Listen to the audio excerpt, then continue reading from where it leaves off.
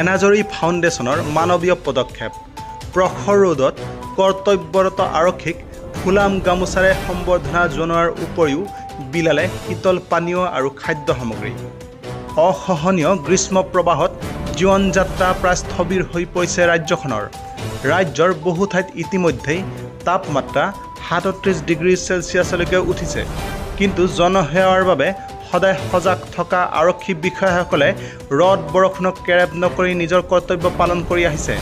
এনে কঠিন পৰিস্থিতিত আজি সংস্থাটোৰ পদাধিকাৰীৰ এটি দলে অভয়াপুৰীৰ বিভিন্ন ঠাইত প্ৰখৰ ৰদত কৰ্তব্য পালন কৰি থকা আৰক্ষীৰ লোকসকলক ফুলাম গামোচাৰে সম্বৰ্ধনা জনোৱাৰ লগতে শীতল পানীয় আৰু খাদ্য সামগ্ৰী বিতৰণ কৰে। এই পদক্ষেপৰ জৰিয়তে এনাজৰী ফাউণ্ডেশ্যনে এক সচেতন বাৰ্তা প্ৰেৰণ কৰিছে যে সমাজত জনসেৱাত নিযুক্ত লোকসকলৰ প্ৰতি জনসাধাৰণে সহানুভূতি আৰু কৃতজ্ঞতা প্ৰদান কৰাটো এক প্ৰয়োজনীয় দায়িত্ব।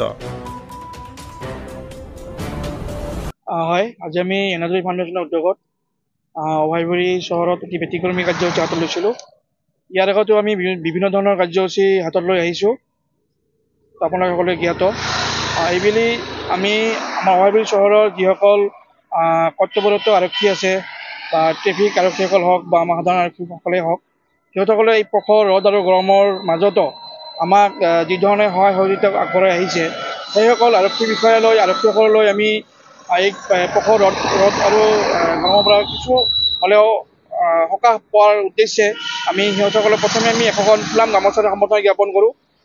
লগতে আমি শীতল পানীয় অৰ্থাৎ ঠাণ্ডা পানী বটল, লগতে ORS, কিছু বিস্কুট, কেক, লগতে কিছু খাদ্য সামগ্ৰী আমি সেইসকল আৰক্ষী বিষয়াৰ মাজত বিতৰণ আমি কৰোঁ। আৰু এইসকল আৰক্ষীসকলে আমাক তেওঁলোকৰ যি দায়িত্ব আৰু যি কৰ্তব্য সিহঁতে পালন কৰি আমাক যি নিৰাপত্তাৰ ক্ষেত্ৰত যি সহায় সহযোগিতা আমাক আগবঢ়াই আহিছে, এই ক্ষেত্ৰত আমি তেখেতসকলক শলাগ ল'ব লাগিব। কিয়নো সেইসকল আৰক্ষী বিষয়া নিজৰ যি দায়িত্ব আৰু যি কৰ্তব্য সিহঁতে পালন কৰি আহিছে, সেইসকলক আমি সেই ত্যাগ আৰু আমি স্বীকাৰ কৰিব লাগিব। আৰু সেই উদ্দেশ্যে আজি আমি এই কাৰ্যসূচী হাতত লৈছিলোঁ। আৰু অনাগত দিনত আমি এনেধৰণৰ কাৰ্যসূচীৰ লগতে আৰু বিভিন্ন ধৰণৰ কাৰ্যসূচী আমি হাতত ল'ম বুলি আমি অৱগত কৰিছোঁ আপোনালোকক। আৰু বিভিন্ন ধৰণৰ কাৰ্যসূচী হাতত লোৱাৰ ক্ষেত্ৰত আপোনালোকৰ সহযোগিতা আমি একান্তভাৱে কামনা কৰিছোঁ। ধন্যবাদ। অভয়াপুৰীৰ পৰা আনিছ আলী ৰিপৰ্ট, নিউজ টাইম 3।